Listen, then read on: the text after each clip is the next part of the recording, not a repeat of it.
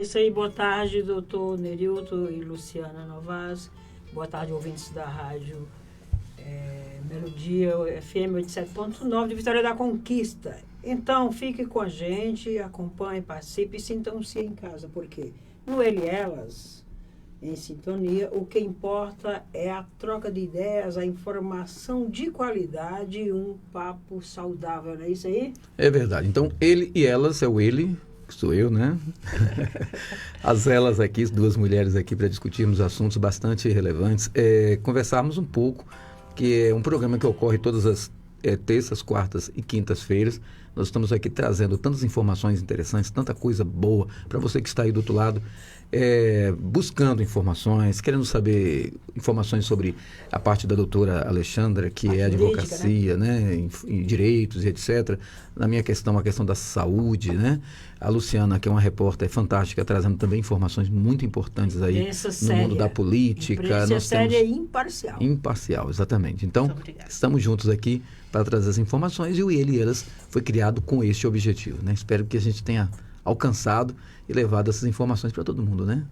Exatamente. Então, nós vamos começar agora aqui no Giro das Notícias, alimentos gravídicos e reconhecimento de paternidade, direitos e deveres na gestão da maternidade e paternidade. Nos últimos anos, o debate sobre responsabilidade paternas, antes mesmo do nascimento da criança, tem ganhado força no Brasil. A legislação avançou para garantir direitos fundamentais às gestantes e ao bebê em desenvolvimento, estabelecendo obrigatoriedade dos chamados alimentos gravídicos. Mas, afinal, o que significa e qual relação com o conhecimento de paternidade, doutora? É isso aí, Luciana. Em 2008, foi sancionada a Lei 11.804, que essa lei contempla exatamente isso, alimentos gravídicos. Que é isso? Que palavra difícil, né, Lu? A palavra gravídicos. Gravídico vem de gravidez. Então, se você saiu com a namorada ou a ficante, ou seja quem for, uma mulher, né? E ela engravidou, saiba que você é responsável já para a manutenção desse feto desde ali, desde o ato. Se a moça engravidou, tiver como levar à justiça um convencimento de que vocês mantiveram um ato sexual, ela certamente vai ganhar a liminar para que até aquele bebê nascer você a mantenha. Para isso precisa o teste de DNA antes? Não precisa DNA.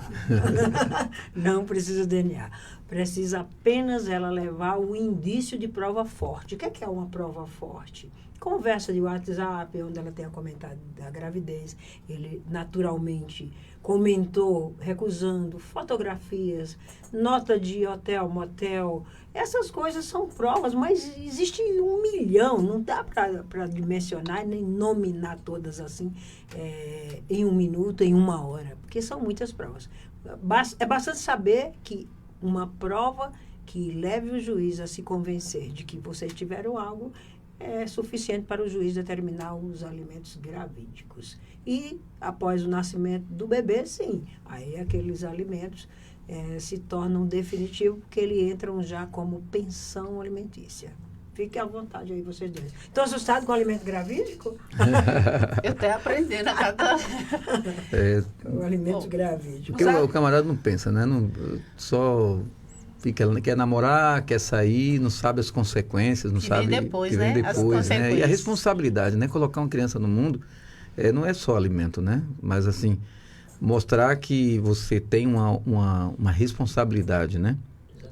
Com um feto, uma criança que veio, e você simplesmente virar as costas para aquilo, é uma falta de responsabilidade muito grande. Então, criar uma lei que possa proteger o feto, né, nesse sentido aí, cuidados. Esse nascituro, né? Já é muito importante. Doutor, é o seguinte,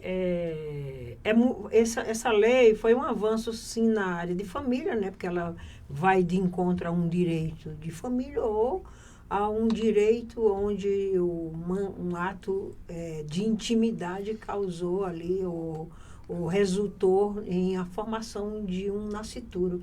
E o nascituro, ele já tem direito. Na formação, ele já tem direito. Portanto, a mãe, quando ela se sentir lesada após a gravidez, ela pode muito bem promover, porque a criança precisa dessa proteção e a mãe precisa estar bem alimentada, bem assistida, para que essa criança venha a nascer saudável. Isso. E quando há dúvidas em relação a, por exemplo, se é dela ou não é dele, essas questões aí? Olha, na verdade, a mãe, quando tem dúvida, geralmente ela não vai promover. Isso é muita cara de pau, promover um alimento gravídico se o filho é de outro, né? Mas o risco vai ficar por conta dele. Porque se ela saiu com 2, mas ela saiu com José e Pedro, mas ela acha que o filho é de Pedro, é Pedro que vai responder. Inclusive, ele que tem que tomar cuidado, né? Porque ele não usou camisinha. Entendeu? Inclusive, os alimentos gravídicos são a assistência financeira determinada pela Justiça ao suposto pai durante a gestão, regulamentadas pela Lei número 11.804/2008. Esses alimentos devem cobrir despesas médicas, alimentares, psicológicas e outras necessidades essenciais da mulher e do feto. O objetivo é garantir o bem-estar da mãe e a saúde da criança desde a gestação. Exatamente. É por isso que quando diz assim, esses alimentos têm como objetivo garantir o sustento, né, o bem-estar da mãe no que tange alimentos, remédio, tratamentos com psicólogo, entra tudo. Até nutricionista também pode entrar. Quando a lei diz assim, o suposto, é porque ela não tem certeza que ele é o pai. Se tivesse certeza, não era suposto, era o pai. Pois eu já vou tirar logo essa dúvida aqui do Nerildo sobre DNA, que a determinação dos alimentos gravídicos ocorre mediante a aprovação de indícios da paternidade, ou seja, não é necessário um teste de DNA para que a Justiça estabeleça obrigações do pagamento. A gestante deve apresentar provas que demonstrem o vínculo entre ela e o suposto pai, como mensagens, fotos, testemunhas ou outros elementos que indiquem a relação entre ambos. Isso o que você acabou de dizer do WhatsApp, né? Até então, não tem nada a ver com provas sustentáveis, né? Ou seja, a pessoa pode não ser. Pode não ser, e a lei nasceu, porque a lei tem o seguinte, a lei nasceu com esse objetivo. Entre a dúvida dele ser o pai e a certeza que temos que proteger a criança, vamos pela certeza que temos que proteger. Exatamente. Então, o pensamento inicial é o nascituro. É o nascituro. Porque ele não pode simplesmente nascer e ficar ali vulnerável, não tem alimento. Qual foi o risco? Qual foi o risco do pai? O risco do pai foi se ele não tinha intenção de engravidar aquela mãe, porque ele não se cuidou. Exatamente. Para isso que veio a lei. E se ela queixa, é porque ele tem um relacionamento com ela. Se ela ela tem que queixar e fazer uma prova. Ela não vai só queixar, ela vai reclamar na justiça, né? Ela vai entrar com um pedido direcionado a um juiz de alimentos gravídicos, um juiz da área de família, nas cidades maiores, como Vitória da Conquista, hoje já tem área de família. Uma cidade pequena como Anagé já não seria o juiz da comarca. Mas ela vai direcionar um pedido ao juiz, onde ela vai juntar as provas junto ao pedido, fotos com ele, se beijando. Foto de entrando no motel quase ninguém faz, eu acho que não faz, né? Aí é difícil, né?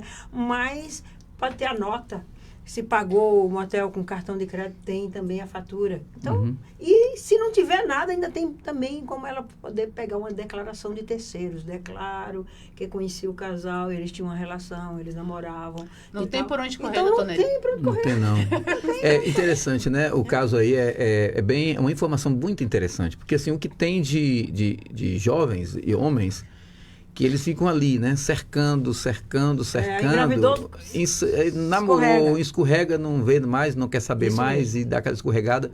Porque, assim, ele não está pensando no problema, ele está ali despreocupado. Ele quer aquele momento e pronto. E às vezes não tem o cuidado de usar uma camisinha, não tem aquele... só pensou no momento. E aí a pessoa sabendo que existe, sim, uma lei que protege o nascituro e a mãe, né? E ele poder parar um pouco para pensar nessa responsabilidade, ele vai pensar antes, né? Seria necessário fazer isso, na verdade, eu vejo essa lei como uma proteção específica para o nascituro, para o bebê, para o feto. Por quê? O feto, não o bebê. Porque a mãe é uma máquina ali naquele momento que conduz aquele feto. Então, o alimento para o bebê tem que ser através dela.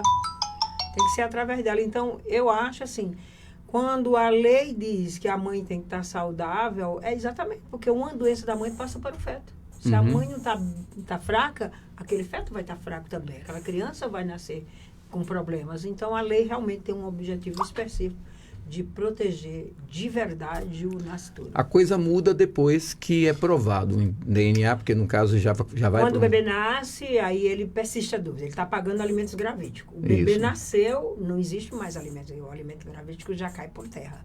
Porque o alimento gravídico, ele tem lapso temporal. Certo. Ele inicia da hora que o juiz defere até o bebê nascer. Quando o bebê nascer, o termo é outro. É uma criança. Mas o pai pode contestar essa obrigação? Depois de nascer, pede o DNA, se ele tem dúvida. Aí sim. Aí é que vem as próximas aí ele entra etapas. dizendo que está pagando os alimentos por força da determinação judicial, mas ainda tem dúvida e ele quer fazer o DNA. Quando o bebê, no caso, a criança já nasce, aí já não é mais, já é, no caso, lição alimentícia? É obrigação alimentícia.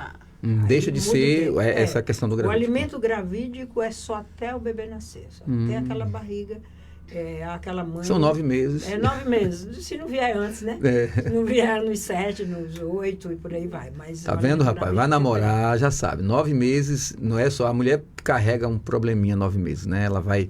crescer a barriga, o peso, ela vai correr riscos, né? E aí vai engordar um pouquinho mais, tal. E o homem fica só de estrias, aí o homem fica só de fora olhando. E aí a responsabilidade dele, né? Ele vai ter que engravidar também. E aí a gravidez dele vai ser financeira, né? Ele vai ter que manter aquele bebê ali, né? Exatamente. Cuidar dele na parte. A título de exemplo, eu já tive um caso de um casal que estava fazendo um divórcio, estava nos trâmites judiciais, né? E por acaso eles saíram, ela engravidou, ele caiu fora. Não, nós já estamos fazendo divórcio, o ex, né, que estavam separados. E a gente entrou com um pedido de alimentos gravídicos, provamos que pelas conversas de WhatsApp que eles estavam realmente mantendo a relação, e o juiz determinou em processo de divórcio os alimentos gravídicos para ele. Com certeza, ele teria que usar, né? Mas Existe um prazo específico para a gestante entrar com o pedido de alimentos? O período que ela está grávida. Desde do primeiro dia que ela teve conhecimento da gravidez até um dia antes do neném nascer, ela pode pedir. Existe um caso, por exemplo, a pessoa, geralmente quando descobre que está grávida, já tem uns 3 meses, caso assim, algumas pessoas, né? O pai teria que pagar o período que passou também? O pedido que eu faço, eu já faço do período retroativo. Retroativo, já faz o retroativo. Desde o primeiro dia que ela engravidou, por exemplo. Ela engravidou, ela fez um ultrassom e ela descobre que está com 3 meses. Eu já peço os 3 meses. Com retroativo. Tem que pagar o mês mais os 3 meses também anteriores. Faço a prova com a ultrassom, ela está grávida 3 meses. Existe um valor determinado fixo ou é de acordo...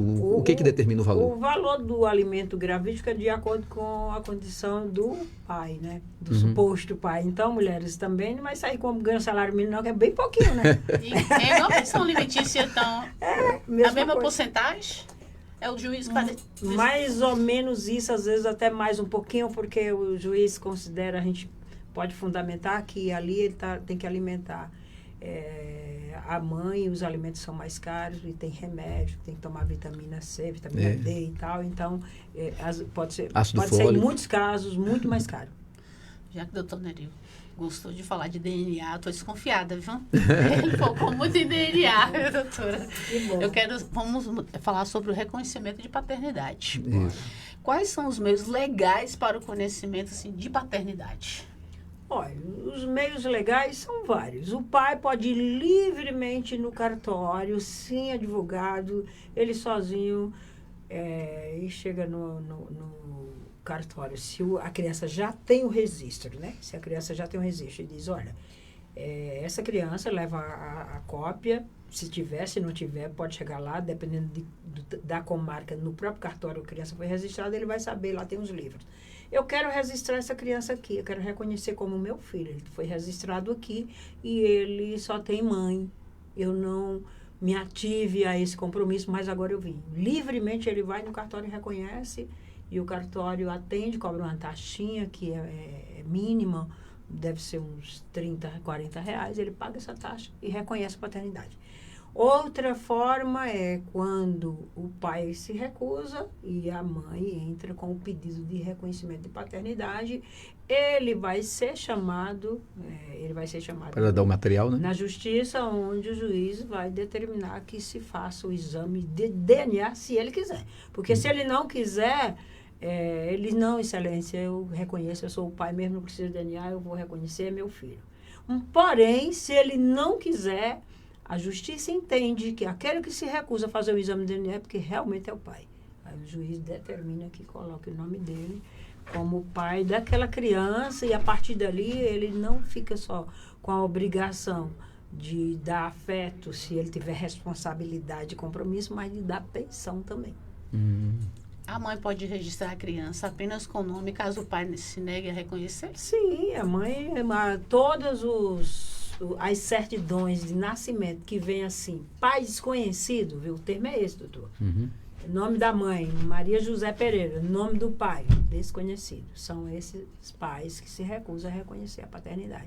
A mãe vai lá no cartório e não tem problema nenhum, reconhece. Agora, sem o pai querer, a mãe não pode chegar lá e registrar o filho. Com o nome dele. Com o nome dele. A não ser nos casos em que a mãe é casada no civil, ela pode comparecer no cartório. Muito difícil o cartório ter dúvida, porque ela já tem 2, 3 filhos registrados com o mesmo pai, vai registrar o quarto, não tem problema. Mas o normal e o correto é o pai comparecer para registrar. Faz o registro. Ou os dois juntos. Vai pai e mãe registrar, não tem problema nenhum. Existe um prazo para que a criança possa pedir judicialmente o reconhecimento de paternidade? Não existe prazo nem idade. Qualquer idade você pode considerar um pedido desse. A justiça pode considerar um pedido desse. Agora, saiba que existe prazo para a obrigação de pensão de alimento, né? Então, o importante é que, se a mãe sabe quem é o pai, tem conhecimento, sabe onde mora, entre o mais rápido possível. Até porque, se o pai está em endereço incerto e não sabido, a mãe pode entrar, o juiz não vai encontrar, o juiz vai determinar e ele vai ser o pai de qualquer forma naquela certidão. Mas prazo para a mãe, que a mãe, quando o filho completa 18 anos, a mãe terminou ali o compromisso dela com aquele filho, né? Ele responde por seus atos. Então, é ele mesmo que vai provocar na justiça esse pedido a partir da maioridade. No caso aí, a criança, ela não... Até os 18 anos, é necessário uma representação. Ser representada pela mãe, pela avó, pela tia, por alguém. Em especial, quando não tem mãe, alguém que tem a guarda, alguém que está cuidando da criança, né? Se, nesse caso, a criança está no orfanato, o orfanato pode pedir. Está num abrigo, o abrigo tem que pedir. E por aí vai. Porque o abrigo é responsável pela criança, né? Sim, aí pede. porque às vezes o que acontece nessa procura, né? Às vezes é uma questão financeira. Porque o pai não reconheceu, mas é alguém que tem uma certa condição financeira e a criança não teve a oportunidade de conhecer. Eu falo que eu passei por uma situação, não eu, né? Mas uma pessoa que eu convivi, que quando ela completou, ela foi criada pela avó, a mãe morava em São Paulo e ela não sabia quem era o pai. Aí ela foi para São Paulo, conhecer a mãe, já estava com 16 anos de idade. Chegando em São Paulo, ela perguntou, quem é meu pai? Ela foi criada pela avó, até a mãe ela não tinha conhecimento. Ela falou, seu pai mora na sua cidade. Ela, como meu pai mora na minha cidade? Seu pai é fulano de tal. Esse fulano de tal era uma pessoa influente, poderosa na cidade, muito rica, né? E ela chegou e voltou. Essa pessoa foi a minha esposa, a minha primeira esposa, né? E aí o senhor estava vivo ainda, ela falou comigo quem era o pai e falou assim, bora lá visitar ele. Aí nós fomos, nós dois juntos. Chegando lá, ela era a cara dele e as irmãs, a cópia fiel, né? Parecia que eu tinha... Não precisava nem DNA. Não precisava DNA, não. Eu falei, meu Deus. a cara das meninas, eu falei, meu Deus, é verdade. Aí ele entrou. Quando ele entrou, a senhora, que era a esposa dele, tomou um susto. Porque quando olhou para ela, viu que era a cara das filhas dela, né? E ela chegou e falou assim, fulano, está? Aí ele falou assim, tá. Aí ele saiu. Quando ele olhou para ele, tomou aquele susto. Já era um senhor bem idoso. E ela falou assim, eu sou sua filha. Ele olhou para ela e não negou. Que bonito. Aí a velha, a senhora saiu. a esposa, suposta né? madrasta, né? Essa é a Suposta. Saiu da sala, ficamos conversando, ele ficou ouvindo ela. Ela foi conversando, chorando, né? Ele chorava também? Ele não, ele sério olhando para a cara dela. Sua filha, a mãe dessa moça era empregada do velho, né? Tá. E quando ela ficou grávida, ele fez uma proposta de que ela fosse para o Rio de Janeiro, que ele ia dar uma casa, um apartamento para ela, queria mantê-la como uma amante. Ela não aceitou, que ela disse que não nasceu para ser amante de ninguém. Teve a menina, deu para a avó e se mandou para São Paulo. Lá ela casou, teve outros filhos, mas nunca revelou para a menina quem era o pai. E nem a avó. E nem a avó. Eles, sei lá, né? Alguns fatores lá que não sei o que aconteceu. Aí quando ela descobriu que foi, o velho morreu e deixou a parte dela, mas os filhos muito ricos, não sei o que foi que eles conseguiram fazer, sei que eles conseguiram barrar os bens dessa menina, ela nunca recebeu. Hoje ela está com 51 anos de idade e nunca recebeu esses bens, nunca. Entrou na justiça, fez DNA. Inclusive, quem pagou o DNA dela foi eu, na época. Fizemos particular, que era difícil, não estava conseguindo, porque o irmão dela é médico, é dono de hospitais, gente muito poderosa, mas foi muito complicado. Faltou para ela um advogado competente. Com conhecimento de segurança na área, porque não é direito para se perder, não. Nunca. Isso é direito líquido e certo. Eu cheguei a visitar, ele chegou foi bem complicado. Até hoje, inclusive, ela acredita receber um dia alguma coisa dessa família. Eu falei com ela, enquanto nós estávamos casados, eu ainda ajudei ela bastante, paguei o DNA, fiz todo o esforço para que ela pudesse ter o direito dela, até porque eu acompanhei, né, com esse até porque eu acompanhei, vi o velho pessoalmente afirmar que era filha B, fez o DNA, provou que era também no DNA. Tal. Não é causa para ser perdida. Nunca. E até hoje ela fica lá dizendo, eu vou morrer, igual aconteceu com a filha de Pelé, né? Morreu antes de Pelé e não teve o direito dela. Mas ali foi porque Pelé recusou e tem muito dinheiro, mas os filhos da mulher, da filha dele, já receberam. Já receberam. Não tem jeito. Não tem jeito. Então, assim, às vezes acontecem situações como essa, né? Que a gente percebe. Às vezes não é nem pelo dinheiro, pelo valor em si, né? Mas é por isso, doutor, que é muito importante você entregar seu direito na mão de quem realmente tem responsabilidade. Sabe lá o que aconteceu com esse advogado que estava defendendo ela, né? Infelizmente. É uma conversa que me frustra no mundo da advocacia, porque infelizmente tem profissionais e profissionais, né? Nem culpo a justiça nisso aí, eu nem culpo a justiça. Eu já fico imaginando o que pode ter acontecido. Então, a situação é complicada. A gente vê uma criança que passou, que não teve, né? O afeto. O meu relacionamento, meu casamento acabou por conta exatamente disso. Assim, o fato dela não ter tido um pai e uma mãe afetou muito o emocional dela. Então, ela viveu a vida inteira com essa frustração. E quando ela se relaciona, ela coloca toda a carga de pai em cima de alguém que não é o pai. Que não é pai. Então, eu não era o pai. Mas era cobrado e uma afeição, era cobrado.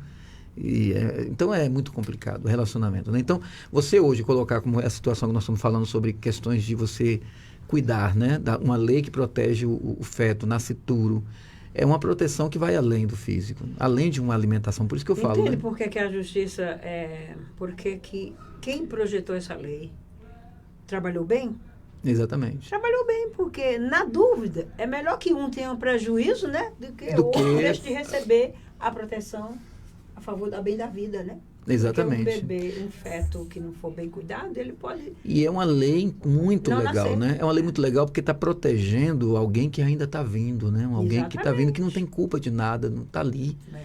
Não pediu para ser gerado. Não pediu para ser gerado. Uma pessoa, por uma emoção talvez egoísta, né? Ela vai, gera e depois simplesmente foge de uma responsabilidade que é daquela pessoa, né? Então, as pessoas têm que enxergar isso. Então, quando uma lei ela vem, porque foram pessoas humanas que pensaram na lei, foram pessoas que tiveram o coração para criar a lei, para poder proteger. É um projeto que a gente vê nele... Muito amor, né? Muito amor empreendido, e entre a dúvida de um suposto não ser o pai, prevalece o direito de um ser que foi gerado e que não pediu para ser gerado, que merece ser amparado.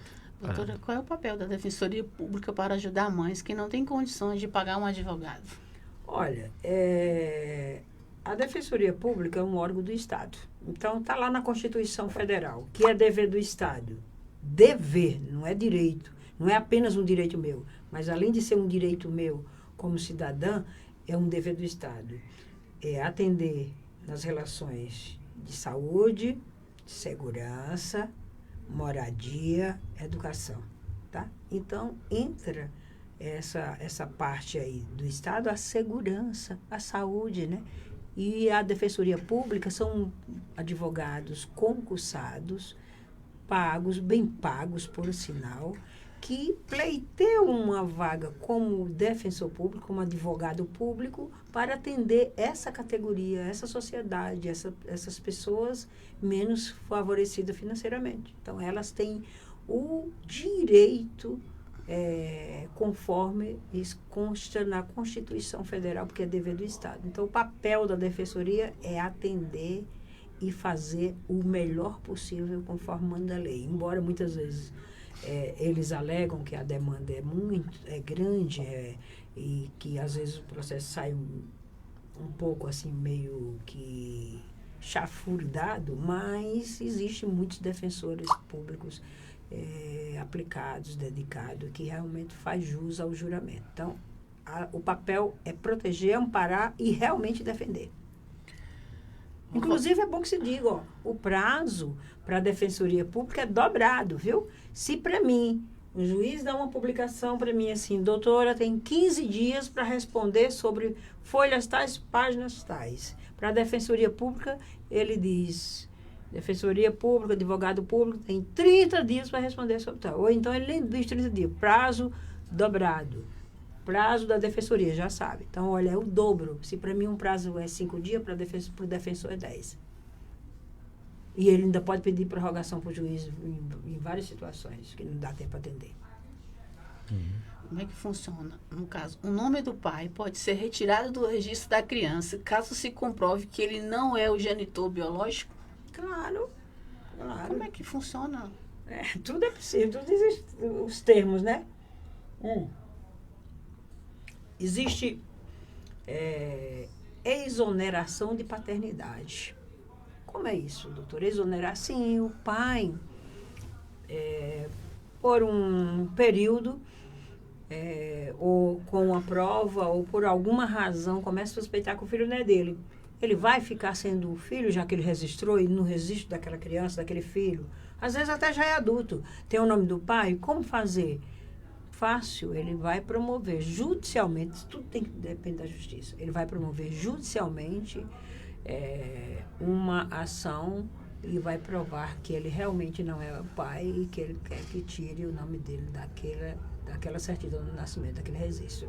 Então, agora tem uma situação, vamos lá, né? Você falou de uma situação que depois descobriu, mas vamos criar uma outra situação. Um pai, ele se relaciona com a mulher que está com um filho pequeno, que não foi registrado pelo pai biológico, e ele resolve que ele quer aquela mulher e ele resolve registrar como filho.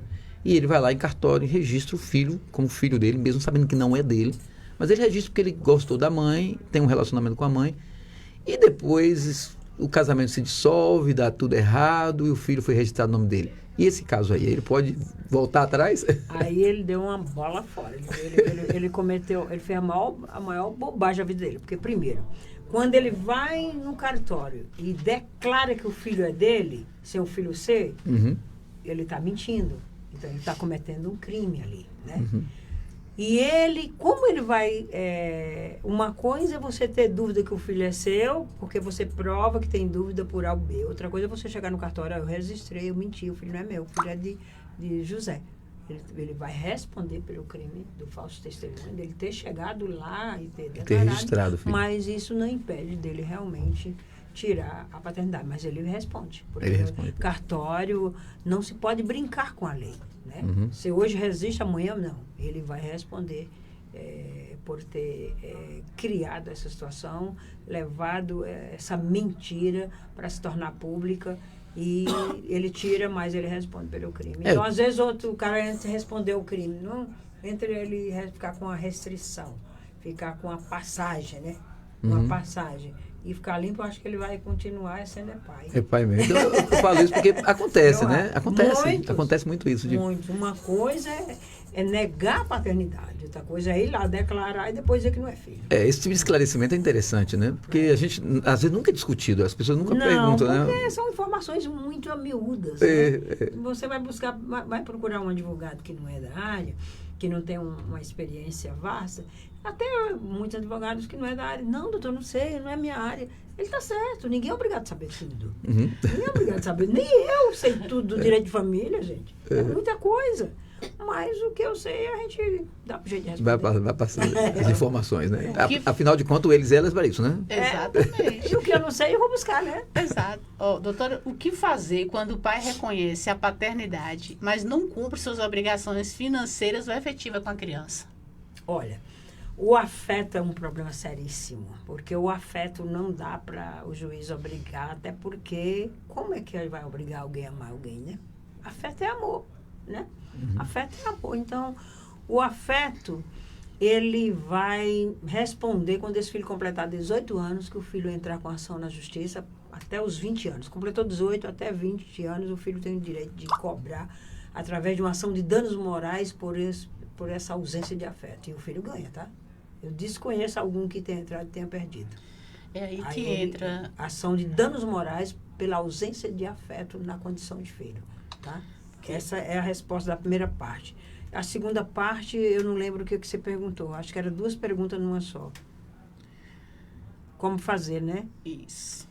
Bem, só o filho pode cobrar depois da maioridade, tá? O afeto. A mãe, naturalmente, entra na justiça e vai cobrar a pensão. A pensão começa a ser paga, às vezes descontada em salário, às vezes o cara tem um registro na empresa, a mãe informa o juiz determina que a empresa desconta. Aí, às vezes, o cara não trabalha de registro, mas é um empresário, não tem como o juiz descontar, mas ele é obrigado a pagar. E se ele não pagar, a partir de 15 dias de atraso, o afeto, pela falta de afeto, ele não é preso, não, mas pela falta de pagamento da pensão, ele pode ser preso. A partir de 15 dias de atraso, a mãe já pode entrar com ação de execução de alimentos. Quais as alternativas legais para as mães que enfrentam dificuldades no reconhecimento da paternidade e no acesso aos alimentos gravídicos? Olha, o reconhecimento de paternidade só após o nascimento do bebê, né? Não se fala em reconhecer paternidade na fase de gestação. Na fase de gestação, o que a mãe pode e deve pedir é alimentos gravídicos. O bebê nasceu, ela já pede pensão alimentícia, né? E a própria liminar, que o juiz determinou, o alimentos gravídicos, ele pode ser transformado já em pensão alimentícia definitiva por quanto for necessário. Às vezes uma criança, o juiz determina uma pensão de alimento, o bebê com 1 ano, aí aquela pensão, o que se sugere, o que se pode se imaginar, que até 18 anos aquele pai é obrigado. Mas se aquela criança tiver problemas mentais, problemas físicos, um problema de uma ordem que o invalide para a vida de trabalho, o pai é responsável o resto da vida, enquanto aquela criança nascer. Aquele adulto, mesmo que adulto, mas se ele não for capaz, não tiver, como mesmo sendo maior de idade, prover seu sustento, os pais são obrigados a sustentar o resto da vida. E o que fazer se a gestante não conseguir reunir prova suficiente com o vínculo com o pai? Olha, qualquer prova é prova. Então, se ela não tiver prova nenhuma, ela não vai poder entrar. Mas, como é que ela não vai ter pelo menos uma prova testemunhal, uma declaração? Vai, ela consegue. Ela consegue. Uma declaração de alguém. Olha, eu declaro para todos os seus direitos que Maria Francisca namorou, teve um relacionamento com José, no período tal e tal. E aquele período coincidir com o período em que ela engravidou, já era, o juiz vai acatar. Serve até pessoas, né? Pode ser até, olha, prova. Pode ser escrito até num papelzinho, num guardanapozinho. Eu já levei uma prova dessa e foi válida. De restaurante. Eu já ia Guardanapozinho Ele daquele. reconhece firma, olha alguma coisa? Não precisa. Só basta ter um termo. Uma provinha de um guardanapozinho de restaurante pode ser uma prova e pode convencer muito melhor do que uma prova bem montada, tá? Mas você está falando aqui na questão do gravídico, né? Gravídico. Agora para o porque o restante DNA tem que ser DNA. É porque o DNA Já é prova, é a base. 99,9% Já foi, é pai. de certeza, quem vai ter pai, dúvida? É pai. Quem vai Isso ter aí, dúvida? no caso, essas provinhas é pro gravídico, para gravidez. Provinhas pro provinhas gravídico. é o termo correto, provinhas. Provinhas, Né? É para o gravídico, para a pensão de alimento, Teria que ser o DNA o mesmo. DNA. E se eles se negar a própria lei, Aí determina. Já o Aí, no juiz caso, determina. tem revisão de valores durante o período? O pai pode pedir a revisão à justiça? pode. O pai pode entrar com pedido para diminuir, né? Porque um pai não vai pedir para aumentar, porque ele não precisa pedir, ele aumenta mesmo ele por si, né? Tem pai que faz isso. Tá, ó, tô pagando R$1.000 de pensão, mas eu tô melhorei, não preciso entrar com ação, não. Não preciso entrar com revisão de pensão, não. Eu vou aumentar a pensão. Tem pais assim, compromissados. Eu já passei por várias situações. Eu vi uma situação que foi engraçada, foi o contrário, né? O pai estava dando uma pensão gorda, boa, mas a mãe achava que estava pouco. Porque é pouco. O pai falou assim, é pouco, então entre na justiça e consiga. Pois a justiça determinou metade. Ela perdeu. Ela perdeu. Eu falei, meu Deus, ele estava dando um valor tão bom e ela questionou e o juiz determinou um valor bem menor. Aí ela falou, não, volte para o anterior. Ele falou, eu vou pagar o que a justiça mandar. Eu estava te dando o melhor e você estava rejeitando. Infelizmente. Olha, ontem eu tive um entrevistado no meu programa, né? No programa que eu tenho. E o meu entrevistado de ontem falou, me trouxe, me quebrou o silêncio com uma situação bem bacana. Ele falou, ele tem 6 filhos com 5 mães diferentes. E uma das mães, ele pagava R$1.000 de pensão. Botou ele na justiça. Aí, quando chegou para o juiz fazer a análise das provas, né? O juiz vai analisar o quê, em primeiro lugar? Se ele tem vínculo empregatício, quanto ele tem em registro de carteira. Aí ele disse que tinha quase R$3.000 na carteira e tal, e ele pagava 1.000. E ele tem outros filhos, tudo isso é considerado. Então, o que aconteceu? Quando o juiz fez o cálculo, aí, nos debates ali da audiência, o juiz passou que ela iria receber R$200. Aí ela olhou para ele e disse, mas eu recebo 1.000. E a senhora está aqui fazendo o quê? Cobrando o quê? Ele já paga muito mais do que eu deveria. O que sua documentação prova que seria de dever dele pagar. Foi exatamente, pediram desculpa. foi exatamente o que aconteceu. Pediram desculpa um outro, foi embora tranquilo. Mas a pessoa envolvida, ele falou, ó, bem, eu iria continuar te pagando bem, mas como o juiz determinou, eu agora vou seguir o que o juiz. Não, mas eu quero não. Agora eu pago o que o juiz determinou. Não, aí a mulher justificou, me desculpa, é porque meu marido disse que ele estava pagando pouco, que ele trabalha na TV, ele ganha muito, ele tem muito dinheiro, ele é famoso. Eu disse, não tem essa aqui de famoso, não. Aqui o salário que a gente toma como base é o que está aqui. Tá aí. A justiça não olha sua conta bancária, não olha seus bens, não. Ela é justa. A pensão, ela determina pelas provas que ela tem, ela chega a ter acesso. Numa conta bancária não é base para o juiz determinar a pensão. Doutora, o pai pode solicitar comprovação de despesas antes de efetuar os pagamentos? Antes de efetuar os pagamentos, não. Mas antes de ele ser condenado a um pagamento de pensão, sim. Mas uma vez que ele foi condenado, resta para ele somente pagar. Ou entrar com pedido de revisão. Quais são as principais falhas na aplicação da lei de alimentos gravídicos no Brasil? Eu não vejo falha, não. Eu vejo uma lei plausível, uma lei protetora, uma lei que vem como uma forma de punir o descaso de muitos homens em dar uma saidinha ali, engravidar a mulher e ali deixar. Talvez a grande falha está na falta de informação. Eu acho Às que vezes a pessoa saber que existe a seus lei direitos. é uma punição. A lei é uma forma de punir exatamente o pai, né? O suposto pai. Esse suposto pai que eu acho muito engraçado. Doutora, uma curiosidade. O reconhecimento tardio da paternidade pode garantir direitos retroativos à criança, como pensão alimentícia e herança? É que a pensão alimentícia hoje, a gente só pode cobrar os últimos 2 anos. Então, garante o que antecede aos 2 anos a partir da propositura da ação. Então, se a ação demorou mais 4 anos para ser resolvida, então os últimos 4 anos. Mas para cobrar, ele entrou na justiça com 15 anos, né? Aí a mãe cobrar os últimos 15 anos não pode. O pai pode solicitar guarda compartilhada, mesmo que o reconhecimento de paternidade tenha sido tardio? Pode. Pode, porque a guarda compartilhada, no direito, se pode tudo. Agora, o critério que a justiça tem para fazer uma análise desse antes de deferir um pedido é muito grande. Então, um pai pediu uma guarda compartilhada quando ele, na verdade, já reconheceu, não conviveu, não tem não conhece os costumes daquela criança, e nem a criança dele. É muito difícil o juiz deferir, assim, de cara. Ele vai soltando aos poucos. Ó, de 15 em 15 dias você leva a criança. Mas compartilhar para ficar igualmente na casa de um período na casa do pai, um período na casa da mãe, é muito difícil quando não tem uma convivência já, uma história de convivência já registrada e comprovada. Doutor Nerildo, eu acho que essa pergunta aqui minha, essa curiosidade que acho que faria parte da sua área como profissional também. Os dois, aí se vê para os dois. Como a falta de reconhecimento paterno impacta psicologicamente e socialmente a criança? Somente aí, doutor Nerildo, na parte psicológica da criança, que não deve ser fácil. Não, com certeza não. Quando eu faço uma avaliação, às vezes tem pessoas que me procuram com uma criança doente, e aí a primeira pergunta que eu faço justamente é essa.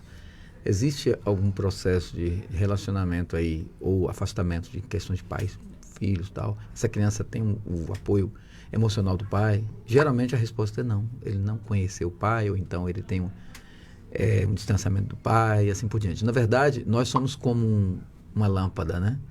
A lâmpada, para ser acesa, ela precisa de duas correntes, uma negativa e uma positiva. São dois fios, né? Não adianta você tirar um, que a lâmpada não vai acender. Ela precisa dos dois fios. O ser humano, ele precisa do pai e da mãe, ele precisa das duas conexões para que ele possa estar vivo e ter saúde. Quando você pensa nisso, você pensa duas vezes em botar uma criança no mundo, porque você sabe que você está botando um ser vivo ali. E muitas crianças hoje que sofrem problemas de ansiedade, depressão, pânico e diversas doenças, principalmente doenças respiratórias, ela tem esse problema. Ela tem uma conexão de relacionamento ali comprometida e com certeza afetou a vida de sua saúde física e sua saúde emocional e outras saúdes, que nós, quando falamos de saúde, a pessoa só pensa que é físico, né? É físico, é emocional, é financeiro, é familiar. Amanhã ela vai se relacionar, vai ter problema de relacionamento também. Sim. Ela amanhã vai ter filho, vai ter problema de relacionamento de filho também, porque são padrões que vão se repetindo por causa do início. Então, toda vez que você pensar em algo, pense que você está levando para as suas gerações futuras problemas seríssimos. E isso é importante se pensar no campo que você falou. O meu campo, que é o campo psicossomático, é o campo emocional. E socialmente? Olha, não tenha dúvida. A criança que ela teve ausência do amor de um dos pais, né? Pode ser da mãe também, tá? Isso também. É mais raro, mas tem mães também que abandonam filhos e só tem a figura do pai. E essas sequelas ficam, ela muitas vezes se torna uma criança rebelde. Quando é a ausência da mãe, ainda é pior. Ainda é pior. Conheço alguns pais que fazem um papel duplo, né, de pai e mãe. E seja a ausência do pai ou seja a ausência da mãe, a sequela é inevitável e é uma criança que precisa de tratamento por toda a sua formação e certamente, se não for muito bem tratada, vai levar sequela para o resto da vida. Quando ela constituir a família dela, ela pode estar ali sem perceber, levando esse problema para sua próxima geração. Isso interessante que isso pode acontecer, não é só numa separação de pai e mãe ou ser rejeitado, pode ser também pela morte. Né? Às vezes a criança, ela nasce e a mãe morreu enquanto ela era bebê, ou do parto mesmo, ou então o pai faleceu enquanto ela ainda era criança. Mesmo assim, os problemas virão depois. Então você vê, se isso acontece na morte, imagine numa rejeição, literalmente falando. Então a pessoa tem que pensar muito, né? Se você está colocando um ser que é seu sangue, é sua vida, você está dando início a uma vida, é muita falta de responsabilidade simplesmente você deixar para lá. É seu filho, é sua carne, é seu sangue, é seu ser que você colocou aqui. Então não pode ser considerado de uma forma, talvez dizer assim, para mim não interessa. É muita falta de responsabilidade. Se você não prestar contas aqui, Deus vai cobrar de você, com certeza, porque você não pode fazer isso. Né? Exatamente. Eu tenho um caso bárbaro. A mãe morreu do parto, tá? A mãe morreu do parto. E esse caso é famoso, tem aí Instagram, esse pai toda hora eu sigo ele na internet e ele faz cada depoimento. É em São Paulo. E os avós maternos rejeitaram a criança como neto, culpando ele, atribuindo a ele a culpa da mãe da filha deles ou da mãe do bebê ter morrido. E rejeitaram, e esse pai sozinho, se vira nos 30 para dar o amor materno e paterno, porque ele poderia ter o amor dos avós maternos, né? Exatamente. Que iria amenizar o sofrimento dele como pai, aí ele tem. Porque avós são segundos pais, né? A dor de ter perdido a esposa, a mãe do filho, e a decepção de ter visto o filho ser rejeitado pelos avós. Essas coisas de família, gente, vocês é complicado. Eu tenho uma última pergunta para fazer, Bora. antes de encerrar aqui. Como a lei trata situações em que o padrasto quer assumir legalmente a paternidade da criança?